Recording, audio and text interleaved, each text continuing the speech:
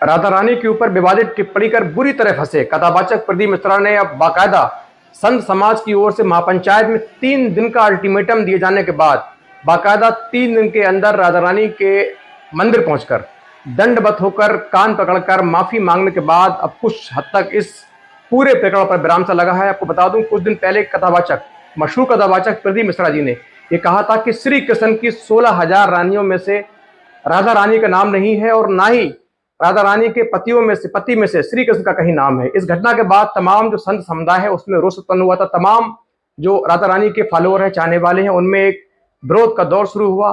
कथावाचक प्रदीप मिश्रा द्वारा ये वक्तव्य कहे जाने के बाद पूरी तरीके से एक बड़ा तबका इनके खिलाफ लामबंद हो गया था। बाकायदा संत समाज ने एक महापंचायत की थी। महापंचायत में निर्णय लिया गया कि 3 दिन के अंदर यदि प्रदीप मिश्रा माता रानी के दरबार आकर उनसे दंडवत होकर यानी लेटकर पूरी तरीके से माफी नहीं मांगेंगे तो इनका सामाजिक बहिष्कार किया जाएगा, इनका हर जगह कड़ा विरोध किया जाएगा। उसके बाद प्रदीप मिश्रा 3 दिन के अंदर कल माता रानी के दरबार पहुंचकर सीधे राधा रानी के दरबार में जाकर दंडवत लेटे और कान पकड़कर माफी मांगी। उसके बाद कहीं संत समुदाय जो समाज है वो शांत हुआ। इस दौरान उनके साथ काफी संख्या में, हजारों की संख्या में भीड़ थी, उनके फॉलोअर थे, बड़ी संख्या में पुलिस बल था। कहीं कोई अप्रिय घटना न घटे इसके लिए पूरी तरीके से पुलिस बल मुस्तैद था। जिस तरीके से एक बड़े स्तर पर कथावाचक प्रदीप मिश्रा का बहिष्कार किया जा रहा था, उनका विरोध किया जा रहा था, बाकायदा संत समाज ने उनको 3 दिन का अल्टीमेटम दिया।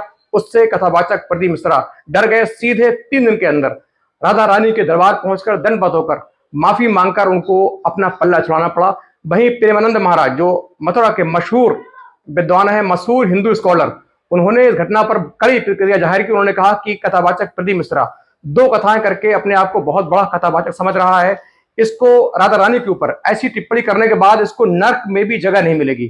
फिलहाल इस घटना पर कहीं न कहीं कुछ तौर पर माफी मांगने के बाद, दंडवत होकर कान पकड़कर माफी मांगने के बाद इस घटना पर कहीं न कहीं होता विराम लगता दिख रहा है।